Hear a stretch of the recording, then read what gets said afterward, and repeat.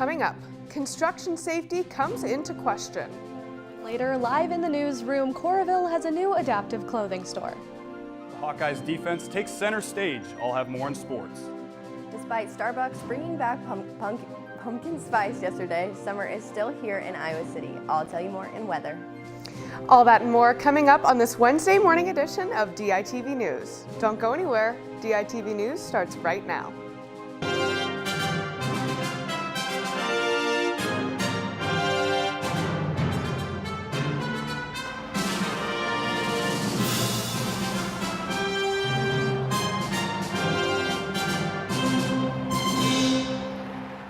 Good morning and thank you for tuning in. I'm Abigail Curtin.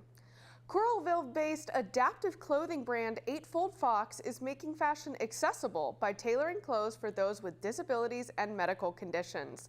Daily Iowa News reporter Emily Nyberg is live in the newsroom to tell us more. Emily, how will the clothing line benefit the local community? Yes, Abigail, that's right. Fox, the owner of Eightfold Fox, has been making adaptive clothing for 2 years. They transferred from their previous job as a director of speech-language pathology to making clothing due to their need for items that are more flexible and can be easily modified to accommodate their digestive disorder. Today, they make custom-tailored clothing for the public, allowing them to express themselves without compromising comfort. Items can be found at their website, eightfoldfox.com. Fox is working to merge fashion and function, with adaptations making them accessible to all. And what types of adaptations does the line feature? The collection contains dresses, skirts, pants, aprons, and much more, all of which have specific alterations to make them more accessible. For example, one item in the line is the gatherer skirt. The skirt features a gathered waistband with a drawstring in the back that can be adjusted throughout the day. This item was designed for people with conditions such as irritable bowel syndrome, who face extreme bloating and weight fluctuation.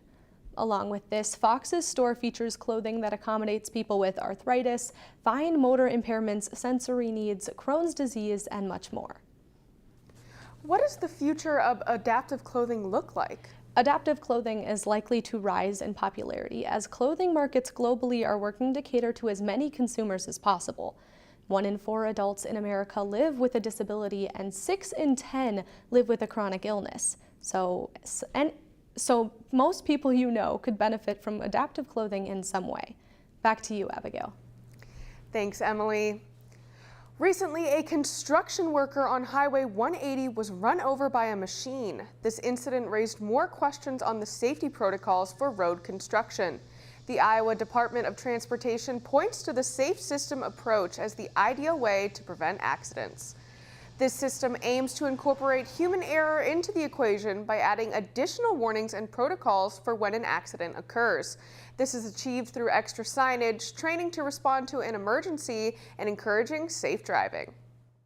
It acknowledges that a construction site or work zone is more than just a single person. It's not just a worker, it's not the DOT, it's not the contractor, it's a system of safety. The DOT stresses that it is those few instances where human error or external factors come into play are when accidents happen. They encourage drivers to pay attention to signs, drive slow for unexpected blockages in the road, and to drive without distractions. The Iowa DOT stresses that everyone has a part in keeping one another safe in construction zones by following the safe system approach. 2 men approached Iowa City High students after the school day this last Friday. The incident was reported to authorities and the police are currently in search of the 2 individuals. The report says that it was allegedly a pair of white men driving an old red minivan. The individuals allegedly asked the student if they, quote, wanted to play a game, end quote. The student declined and filed a report immediately after. The Iowa City Police have now increased their presence around Iowa City High to protect the students and staff. Police say that the investigation is ongoing. If you have any information, please report it to the non-emergency line at 319-351-1647. Riverside Theater is back and ready to kick off their new season. This staple of the Iowa City art scene has announced their 2022 to 2023 lineup, which features a variety of productions from Iowa City locals. This season features a total of 5 productions taking place over the school year. Beginning on September 9th, the first show of the season is Chipmunked, written by and starring UI professor Megan Gogarty, which runs until October 2nd. This one-woman show features themes of love, sex, life, and death while connecting it all together with a bit of humor. With solo performances, moving audiences, blasts from the past, and more, this season at Riverside is aiming to amaze audiences of all ages. Tickets are on sale now at riversidetheater.org. Now, we're at the end of August, and that should mean fall is right around the corner. Samantha, will the fall temps finally make their way to Iowa City this week?